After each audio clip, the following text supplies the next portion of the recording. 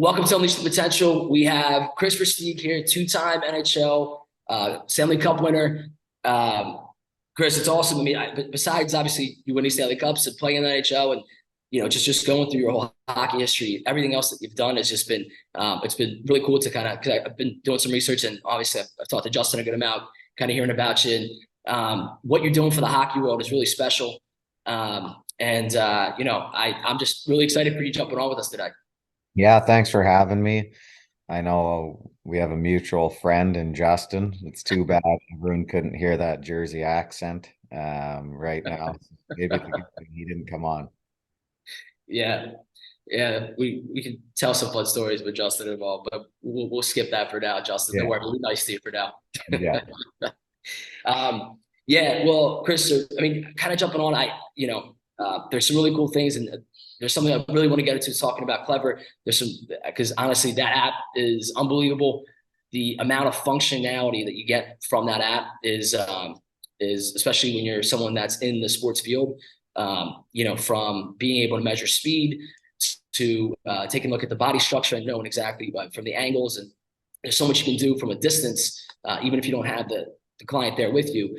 So I definitely wanted to jump into that, how that became a thing. But before we get to that, just kind of talking about, something special to me. So Unleash the Potential is, training aspects. What we do is we focus on helping guys get everything out of their actual abilities. There's so many guys that are extremely talented, and they just don't necessarily have the discipline, or they don't necessarily have the work ethic, right? The different pieces that, or just things happen in life that kind of bring them the other way. So it's always special when we get someone that was able to take it to the level that you have been able to take it to. So kind of, how did you get into hockey? How was that like a start for you? Well, we have to go a long ways back. I remember when I was about, 3 years old, and my mother actually bought me a mini hockey stick. I still remember it. I slashed my brother with it, and then my dad took it, broke it over his knee, and chucked it out. So that was my first love and first heartbreak, all within about a 6 month span. But I remember, playing with that hockey stick every day, starting to fall in love with the game. My dad was a massive Wayne Gretzky fan and Oilers fan in the 80s. He was a farmer, right? Cattle farmer back in the day. So he wasn't really much of a hockey guy. He played a little bit as a kid, but we would just sit there and we would watch lots of games. I'd be 4, 5, 6, 7. Obviously, Wayne. I have a team called the Young Kings now, based off those nostalgic memories, watching the Kings, Wayne, with my father. So again, that's another thing we talk about. But I remember just watching games with him and starting to fall in love with the beauty of hockey. The skill, the toughness, everything it took. And then all of a sudden, at 5 years old, my dad put me in hockey finally with a church that we're involved in. We weren't involved in that church for very long, but it was called youth hockey back in the day, because they didn't have hockey for 5 year olds. So I'd play against 6, 7, 8, 9 year olds. And then finally, the next year, I got into organized hockey when I was 6 years old. And that was the first time, obviously, I got to feel what real competition was. I still remember my first game. I got into a little bit of a tough with a guy in the corner, but just that adrenaline rush. And I still remember right from there, I was hooked on the game. I'd go home and play and work at it every day in the street. But it was really just, from getting my first stick to watching games with my father to feeling the adrenaline rush of playing a hockey game. There was really nothing quite like it. And I hate, I was good at it too. I mean, not trying to lie, like it wasn't like it was hard for me as a young kid. Like Right. my first time you go out there, and when you're good at something, you want it more. And I was good at it at a young age. Yeah, it's funny. That's one of the things that I feel like I'm wondering your thoughts on this, because you know, um, so you have kids that are in the game, right now, that you're Correct. coaching, right? And kind of with everything that you're kind of seeing is, your path obviously a little different, right? Your dad wasn't an NHL two-time Stanley Cup winner, right? But at the same time, do you see that, like, when it's the path moving through hockey right now? Do you see it differently now compared to the way it was when you were coming up? Yeah, it's much different now. My kids have had more times on the ice than I had before I was 10 years old, and they're 6 and 7. They've been on the ice more. Right. Um, Hockey was different them in the sense of, some of the kids would play spring hockey, but it wasn't a big thing. So hockey was big from mid-August till, when you get on the ice till March 1st. After that, you were not basically allowed on the ice till mid-August, start August again to get prepared for your camp in September. Mhm. So hockey then was more of a seasonal sport. Right. Now what hockey is, it's become a year-long thing. I still believe there's got to be some seasonality to it because the kids need time off.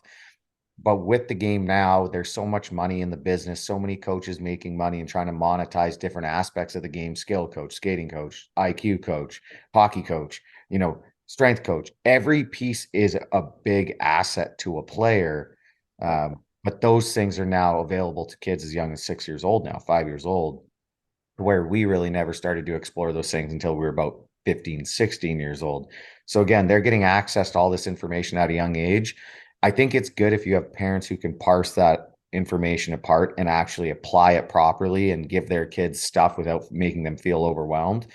I watch a lot of kids now and it's just too much access to information. They're giving them too much of everything rather than quality things. I don't know how else to say it. Whereas back then, the less access sometimes would help a parent at Right. times, I would find. Now, they didn't have enough access a lot of the ways, and the kids now obviously skate better and more skilled. But I think what it did is it allowed the player to figure out the problems more than where now it's the parent and the coach trying to figure out all the player problems for the player. So for me, there is a big difference there. But as a coach and someone a part of my organization or anything, we still want the players to figure out the problems. We want to give them pieces and access to a lot of things, but they still need to figure out the problem. So it's just access to information is at two opposite ends of the spectrum now. Well, do you think so? Where everything is so organized in today's day, right?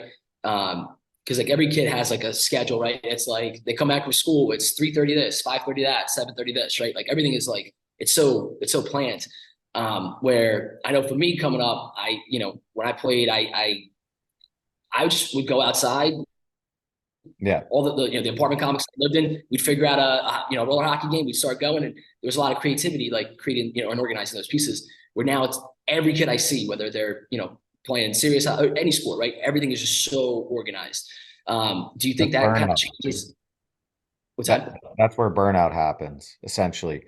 Because within organization and structure, um, becomes the athlete has to become very attentive.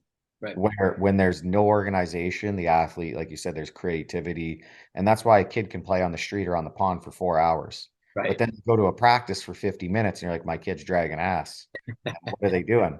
It's because they're trying to focus the entire time and execute off of what the coach wants. So it's just different. It's very hard. It's like being in class for an hour. It's hard to focus. It's the same with hockey, unless again, you truly love it.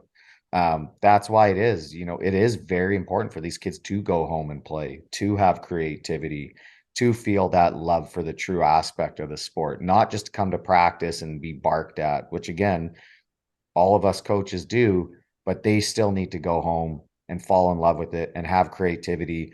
And if you don't have that creativity is essentially having 5 or 6 options in your head, right? And your brain understanding how, and when you go into one situation, you have to have 5 or 6 options in your head because you have to be creative to get out of that scenario. Now, what the problem with now today and the patterning and everything being so structured is a kid has 1 or 2 options in his head, but they have a lot of the skill, but they don't have the creative mindset where that encapsulates 5 or 6 different availabilities to get out of problem scenarios on the ice.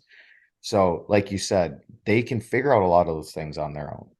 right. They can do a lot of those things on their own when they play longer, when they play outside, when they get creative.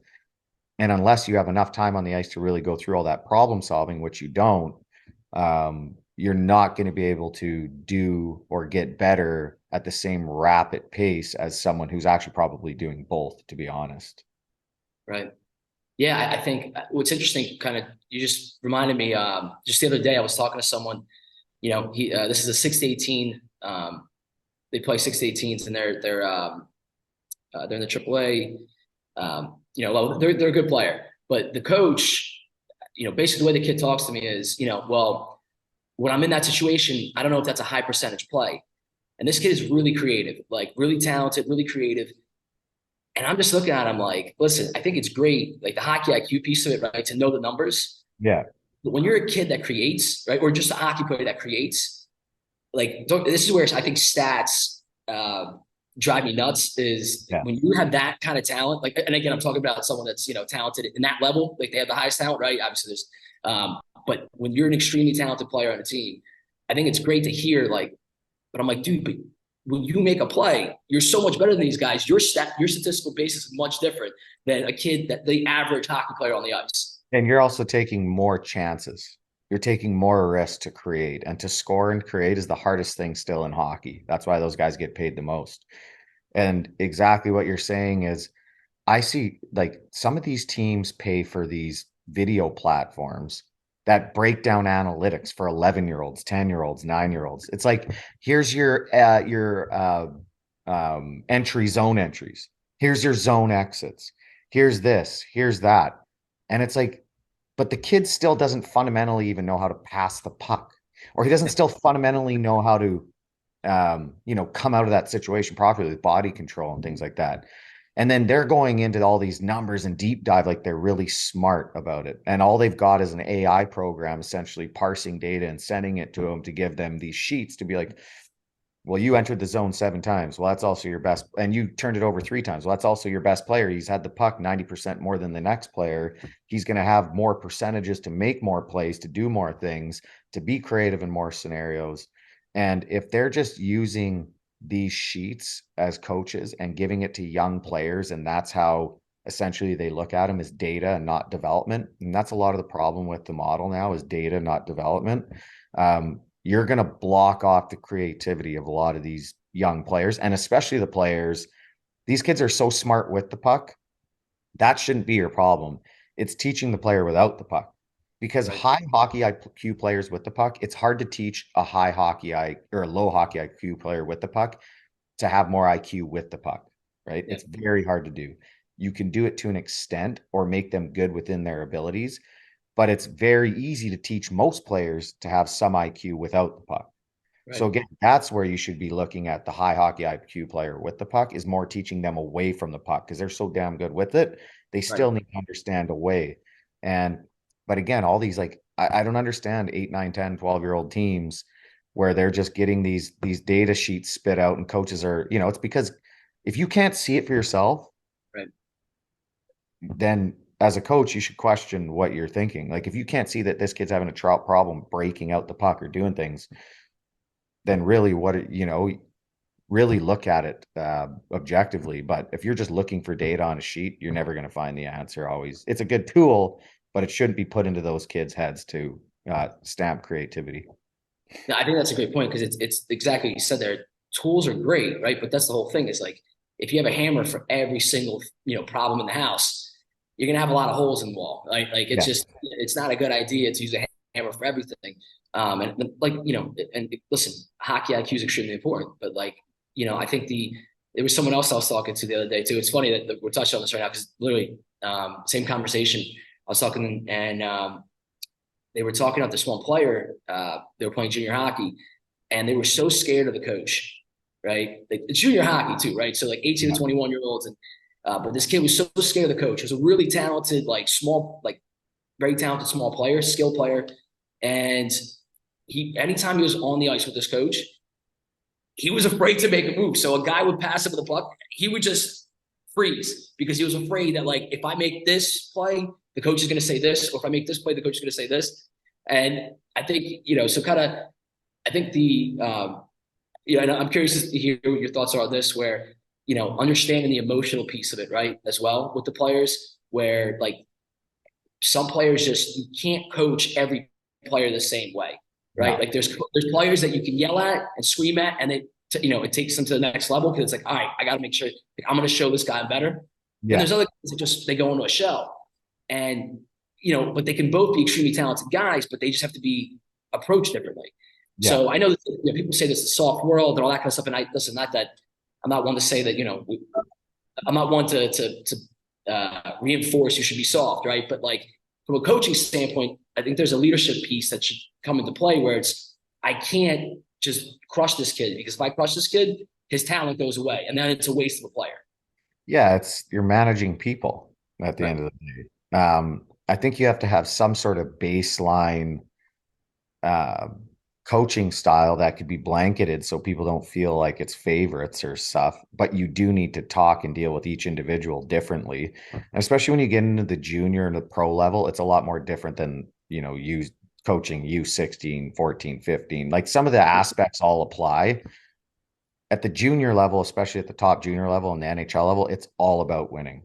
Right. Some of the worst teams actually in the NHL, it's about development now, which is painful. Like multi-billion-dollar companies that are developing, not trying to win. We can get into that a whole other day, but Right. so it's a different model. But you would want all your kids on your team to be challenged, even at the U7, 8, 9, 10 level. You want to challenge them. You want to also give them the ability to create, but also you have to talk to each kid slightly differently. Like Right. you said, it's not a blanket, and you're right. It is, I kids need to be challenged to fail in order to succeed. Like you want to put them in situations to fail so that they can learn from it and succeed.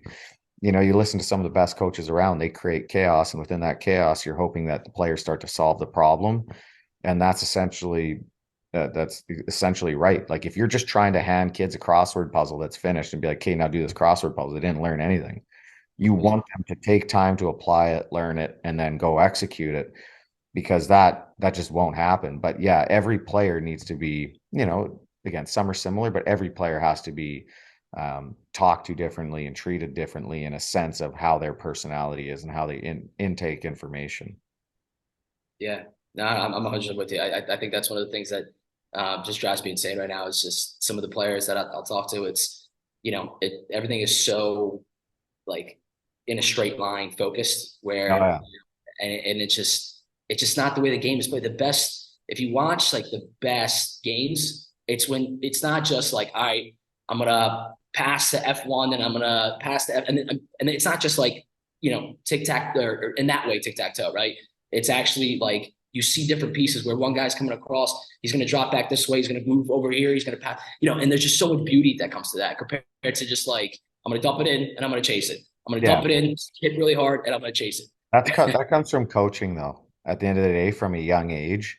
And I see it a lot of the time. I'll see a coach on the bench with his leg over at U7 games. You go here, you pass here, you go here. They're they're essentially traffic cops. That's all they are. They're not even coaches. Right. They need to be coaching the guys on the bench. We have strict rules for our teams. You will never yell at a player with the puck. Parents are not even allowed to yell at the players from the stands. If they shoot, pass, whatever it is, all they can do is cheer. We have Mm, strict rules because I don't want my players at practice or games being told what to do with the puck. They need to figure it out on themselves. But I'll watch again.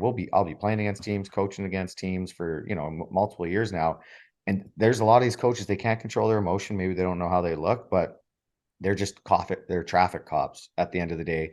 And then if the kid gets the puck, they're not even making, they're just waiting for the coach to lean over and scream what the next pass is or the next shot or the next thing. And then they right. get to U12 and they haven't learned anything. Then they get, you know what I mean? So it starts with coaching at a very young age. These kids need to go into situations, understanding options, being creative enough to think of more than one or two options and then execute it. But again, that comes from philosophy, from organizations instructing their coaches, their parents, and everyone to buy in to letting those players flourish, not having a traffic cop on the bench. Yeah, no, I think it's a great point. I think that's um, the majority of teams that I see in that younger age group. It really is like you just see a coach on the bench just yelling, screaming, this, that, whatever, and then that's like, Crazy. It's crazy. And then the kids, like, they get it and all they do is shoot it up the wall. yeah, Like, your D-man came around and shot up the wall 50 times out of 51 attempts, like, of course the team's going to take the wall away, or you know what I mean? Like, start to let them do other things, or they're going to get to a point where the talent pool condenses, everything condenses, and they're going to get left behind essentially. right.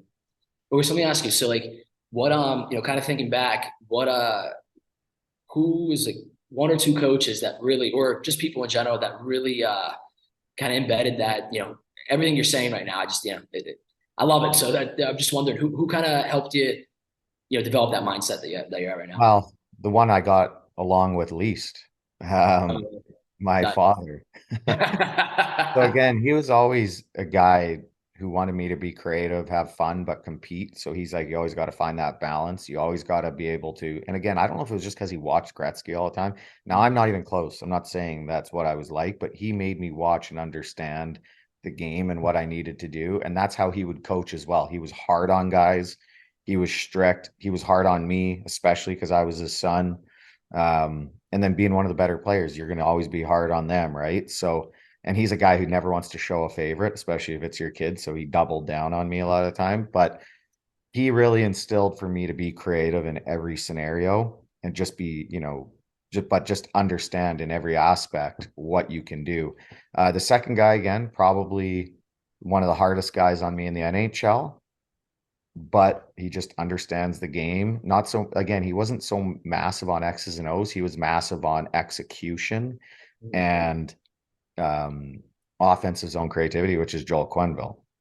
So he's a coach that could read the game better than anyone. I call him the best gambler I've ever seen on a bench. He'll have like all of a sudden one guy won't be playing and he'll change one guy out for one guy and that guy will go in and score. You know what I mean? He just knows who's going at each time and his combos are always working. It's wild. He's a master when it comes to unlocking the code of who's going and who's not on any given night while riding the horses and making sure your horses are confident and feeling good as well at the NHL level. So both, my dad and him are similar in certain ways in the sense of demand execution, but also understanding creativity, especially in the offensive side, needs to be there or it just won't happen.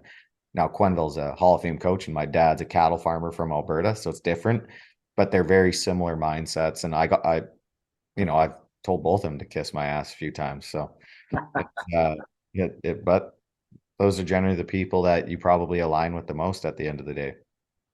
Well, I think that, right, when you can battle with someone and go back and forth and figure, I think it's come back to everything we've been saying this whole conversation. But when you can talk to someone, right, a relationship that is based on, like, I'm going to challenge you every single time, and it's okay for you to challenge me back as long as we're trying to get to some kind of solution, right? Yeah. Like that's the biggest part there. It's are we just talking shit back and forth, or are we actually looking to come to some kind of solution here?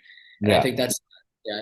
But it's interesting what you were saying with Coach Kubo. So you're saying that it's all about execution rather than necessarily like the X's and O's and that part of it. Yeah. Uh, there's something that so you have your gut and then you have statistics, right? So what would you say? Come back to that for a second. What would you say from your assessment? Right? Was how did he know? Right? I'm going to put this guy in right now. I'm going to put that guy in right now. Do you? He What do has you?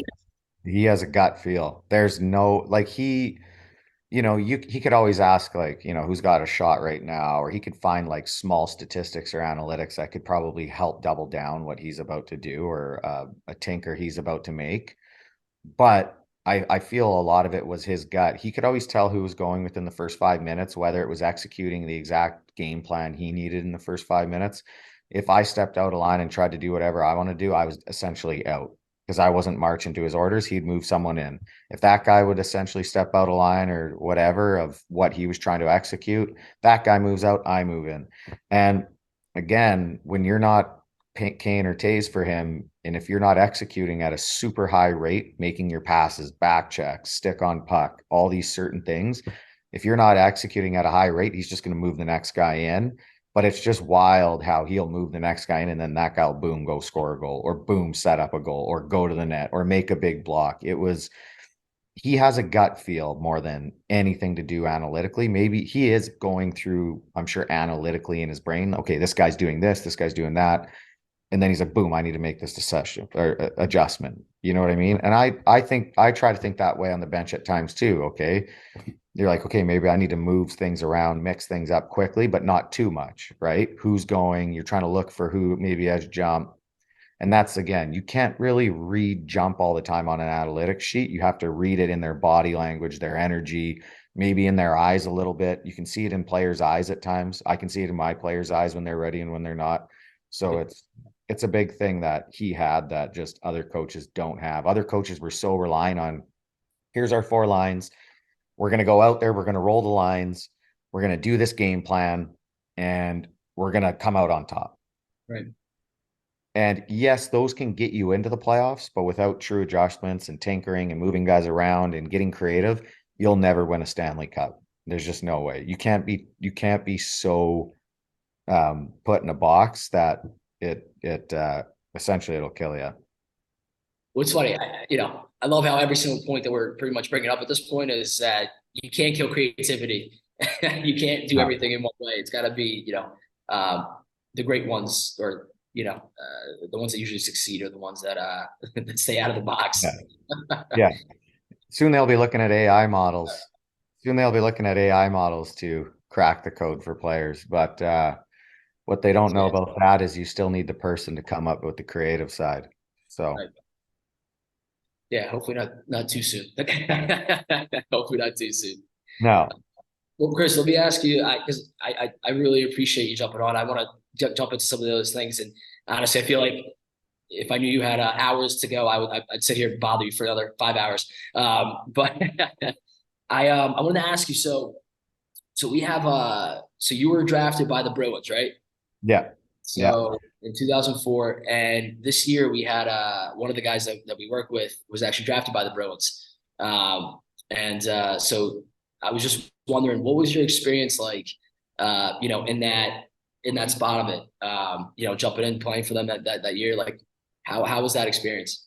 Obviously, it's gonna be a little different probably now compared to 2004, but yeah. It was wild. So my when I first got drafted there, the lockout happened, and then in 2005, I went to my first camp, and Mike O'Connell's there, Mike Sullivan was there still, Harry Sinden, like a lot of those guys. And then it was just a wild camp. Joe, yeah, Jumbo Joe was there, a lot of those guys. So it's just so much different than it is now. Like it was such like an otherworldly experience where you have so much availability now to watching highlights and all that. Back then it was like in order to watch an NHL highlight, you'd have to wait for an hour for it to come back on the sports feed, right? So, when you saw these guys, they were essentially gods because you didn't think they were real. right. So I still remember walking in the room and seeing Joe Thornton, seeing Glenn Murray, seeing all these guys and being like, holy hell, right? This is crazy.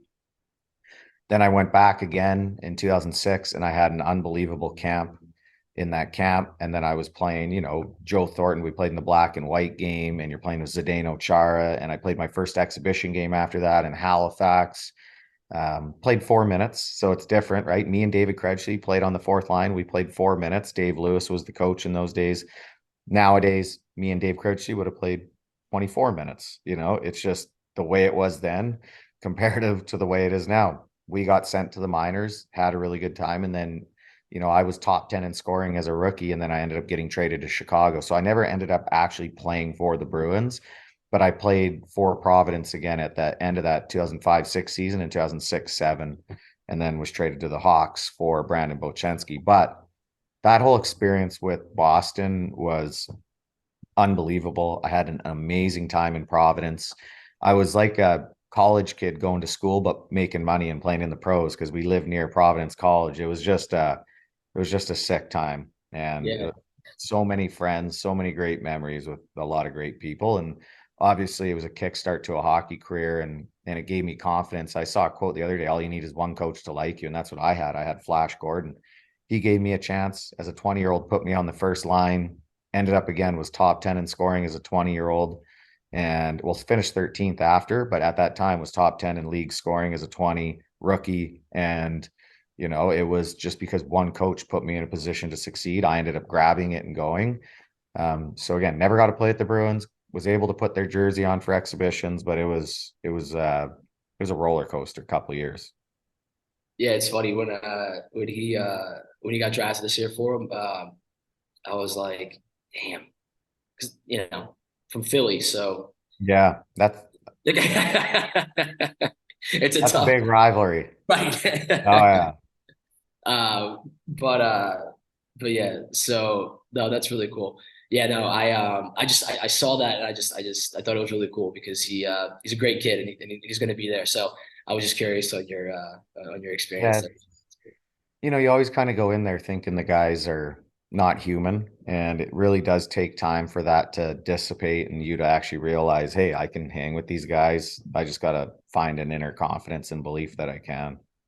Right. But I think that's what you were saying, right? Like the coach believed in you and he gave you the opportunity, but like it's up to the player to actually Yeah, step up and show the coach that they made the right choice. Uh, exactly.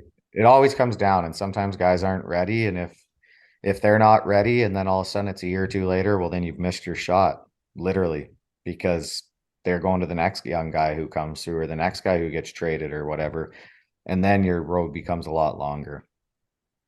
well, Chris, let me ask you, like, how your transition, man, like you know, going through everything you went through, through your hockey career, and how, so you have, so the Young Kings, right? Yeah. You guys, you guys developed the Klevr app. How, like, what did you see? I mean, we've talked a good amount about the stuff that you kind of saw issues in the game, or going back and forth. What made you come up with a Klevr app? And then also, I kind of want to touch on the Young Kings as well, if we could, but Yeah. uh, wherever you want to go with that. Yeah, so Klevr, again, at the end of my career, was just parents trying to send me video essentially, and my agent. And there was just no platform that allowed me to get a video, coach it, and share it back. I'd either have to be on Zoom calls, or I'd have to put it into Coach's Eye, put it into Huddle, pull it out. Really cumbersome video sharing process where I'm like, there's just got to be something where I can pull it up, draw on it, voice it over, and send it back. So that's essentially where the thought of Klevr app came from. The other founders, the coach of the Kelowna Rockets and my brother. So we started to design what we'd like it to look like. We looked all over on the market. There was nothing like it. A couple things that do similar to what we do, but not exactly. And that's where the really development started to come. We started to see coaches, parents, and athletes starting to utilize it. And then now for us as a company, it's just trying to figure out how to keep it alive, how to monetize it. And that's the biggest piece for us now as a company. But we do have, we have a lot of active users. We have a lot of people utilizing the features. We have a lot of coaches utilizing features, parents and athletes. So, but again, it just came from streamlined video sharing. And that's what we did. And that's what we do better than anyone. But again, it was just quick, instant information that athletes need, easy user interface. A lot of the sport apps are meant for desktop. Ours are meant for iPad, iPhone. And with that being said, a lot of these other sport apps, you could get lost down a rabbit hole on it. With ours, you can hammer on all the buttons. If nothing happens, just back out and you're back in the same spot. You can only go so deep with how much you can mess up on our app. So it's, again, super easy to use. The UX UI is amazing. And yeah, it's just about quick video, instant video sharing. And then the Young Kings, touch on that, was, a couple of years ago, I was coaching my U7 son, and I was a part of Hockey Canada program. And there was like 40 kids on the ice, and it was very hard. It was very hard to coach, to be honest. And you don't have enough coaches on the ice to help everyone, and they don't really believe in tiering properly at that age, at the U7, U8, U9. U10 they do, but U7, U8, U9. And then they also, you don't keep score till U10 or play real hockey till U10. So what I did is I just started to develop players, and then, try to teach them the IQ of the game, but also we're still doing small area specific drills and development, but start to build that within them. And then all of a sudden other coaches saw what we were doing, development coaches, they started doing it. And then, the Young Kings was kind of born from there. We started to put teams in spring events. I started to partner with other good development coaches. And then from there, the Klevr Super League was born, which is a team in um, Ontario. There's 50 teams across Ontario, one in Buffalo. And these are the best, these are the best U7, U8, U9 players in the province. I'd say 80 to 90%. The league has 50 in them. 50 teams, yeah. That's awesome. Yeah, we have 12 tier 1 2015 teams, U9. And these kids, like, these top teams are legit stacked. It's crazy how good these teams are. And then after U9, they can go back to wherever their AAA centers or whatever it may be. That's probably where they'll go, I would assume, to go try out, because we only go U7, U8, U9. So I know you said Ontario through. So I guess the summer tournaments are different because I've seen. So there's been some. Spring, yeah, spring will go up until '06. So, or 2007, I think it is. So Justin and my American partners, they generally deal with the older age groups for spring events. But yeah, so the Klevr Super League is the winter side to what we do. So it's a winter league. And the spring side is the Klevr Young Kings team. So if you want to go to certain events, you can always go onto the klevrnetwork.com. and reach out and say, hey, I'm interested in this event, this and that. And that's more on the spring summer side is the Young Kings. But there is Young Kings teams in the Klevr Super League for the winter season. Yeah. Okay. Yeah. Because I was gonna say, yeah, the black and red jerseys are sick, man. They're they're That's sick. Justin, yeah. I go black silver, he goes black red. Yeah. I wanted one. I'm like, Justin, when am I getting one? Come Yeah. on. But I also want to jump back on the Clever app. Yeah, the three functions that are huge. I know for me, that I really enjoyed using is being able to, when you're videoing someone, being able to actually track the velocity of that person in the clip. I know Yeah. that was really cool. That was a really cool addition. And then, yeah, the body metrics piece where you can literally just see the angles of, what they're looking like whether they're running, they're skating, like whatever it is. I know that was another really big function that really helped me. And then the other part too, so I go to a lot of games. I try to, all my guys that I work with, I try to, see them at least like, once a season. So wherever they're at. And one of the things that drives me insane is when I have my phone out and I'm videoing, nothing happens. I click back, I have to erase, and then I miss a goal. Yeah. So, and then I keep doing that over and over again. And I'm like driving me insane because I have to keep going back and erasing it. And it's sick because in the Klevr app, it actually just does it for you. Yeah. So, and those are three functions. I mean, there's so many other functions too. I mean, I know there's the organization function. I think is really sick. I know that's something that's helpful for me because so I'm just starting to mess around with it and start using it. Yeah. But yeah, you guys have done like I really love the different pieces to it because I think it's funny. I was talking to Justin about I wanted to create to some of the different organizations that we're working with. I wanted to create just one Zoom call, right? And just be able to, it's funny because it's kind of like what you were saying earlier on how you came up with the idea. But I wanted a Zoom call where I can just do like a 20-minute presentation, break down like, all right, here's like the top 5 things you can do for for your kid that's 10 to 12 or whatever. And then just do a quick presentation and do like a 20-minute question and answer.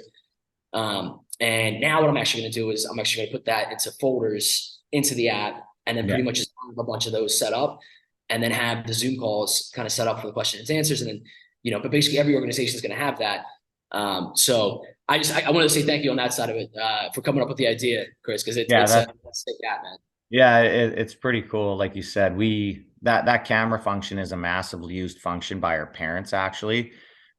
Again, the way it works, I'll just explain for people that don't know. If you're recording for 5 minutes, say like you were on a regular phone and nothing happens, you have 5 minutes of video in your camera roll or wherever it is. In ours, if you're recording for 5 minutes in the Klevr app in our camera, if your kid scores a goal at the 5 minute mark and you have a 5 second clip length, and you can still clip back a minute, but say if it's at 5 seconds, after your kid scores a goal, you tap this clip button, it goes back 5 seconds, and it deletes the first 4 minutes and 55 seconds. So you're only getting those little pieces of data that you need. Skill coaches are actually using it a lot because, on the ice, you can't always be coaching. So, if a kid's turning a pylon, they're doing it wrong, boom, they clip it, they coach it later, send it to their athletes. Like you said, parents are using it. And we've seen recruitment for academies and teams used highly in our group function as well. So if you want to be part of an academy or team, obviously you have to send game and practice footage into our groups, and also whiteboard teaching. We have, you can literally send lesson plans on a digital whiteboard, which I use all the time because I'm overlooking 3 teams, but 6 at the time. So I need to be able to know that my coaches are executing all my plans. And a lot of people used to hold a phone over a pen drawing on a whiteboard, but now you can pull up it as a video file, the whiteboard, voice over the whiteboard, draw on it, and then send it as a video file to your coaches, parents, teams, whatever. So they're prepared for your practices and whatever it may be. But it's been a lot of, trials and testing and trials and seeing how it goes. And software is a different world, but it's been definitely very helpful for myself, and we've been very happy to see, we got 8 sports on it, fitness as well, and seeing it helping other people too. Yeah, I'm going to tell you, I love it, and I'm excited to continue to mess with it because it's been extremely helpful for me just in the last. I saw it a few months ago, but then with everything else, with all the other apps that we have in the business that we're trying to like figure out, I didn't really get a chance to mess with it as much as I have in the last like few weeks, basically. And yeah, it's an awesome creation. So I know Yeah, I'm thank excited you. to. Yeah, and I know you guys have a bunch of other things that are still coming. And it's funny. Yeah. Anytime I talk to Justin, he's like, "Is that a feature? Yeah, we'll get that too." Yeah, well, we again, like you have vertical jump now in Klevr, and it'll give you, so you don't need like a vert bar anymore. You literally can just hold up your phone. Your athlete can stand there. You tap record in Klevr Motion. Boom, they do their vertical. It gets logged, and you can see how high your kid jumps or athlete jumps. So we're looking to build on that. But yeah, now you don't need to be carrying one of those big bars around anymore. You literally just hold up your phone, you get their vertical jump, and then it also gives you force into the ground if you add their weight and all that into the calculation and their height. But it's been super cool to see how athletes are using the vertical jump. Yeah, it's funny because we have a Vertimax in our gym and it just sits in the corner and it's used like 7 times a year. Yeah, Just so it's nice to be able to have something like that where it just makes your life a lot easier. yeah, yeah. No, it's great, and it's about 3 inches different than Vertimax because are those type of machines because the way you can move your shoulder around and change how high you actually jump and such. But it is a bit about 3 inches less than Vertimax on average. Mm, yeah. Kris, I mean, is there anything I honestly that kind of touched on all the topics I wanted to hit. Is there anything you wanted to finish off with, or is there anything you wanted No, to? I think if you want to learn more about Klevr, it's klevr.ai. You can learn more about it. It's a free download. There's going to be a free version to it and then a subscription coming soon. But yeah, if you ever want more information on it, please go on the website and reach out to us, and especially organizations, getting organizations on and players with them understanding how important video feedback is and the retention rate of if you're showing athletes correction within a certain amount of time, how fast they can go back and execute is high. So if you need any more information on it, please go to klevr.ai and we'll get back to you. Kris, thanks so much for to jumping on it. It was a lot of fun. I really appreciate your time. Yeah, thank you.